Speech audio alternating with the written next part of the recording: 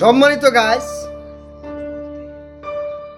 আশা করি ভিডিওটা টান দেবেন না। আমার পুরো কিছু সংক্ষিপ্ত আলোচনা করতে চাই। আপনারা দর্শক, আপনারা এই রমজান উপলক্ষে আপনারা শুনবেন আশা করি।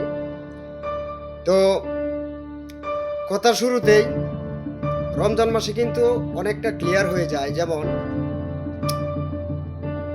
শয়তান যে আছে,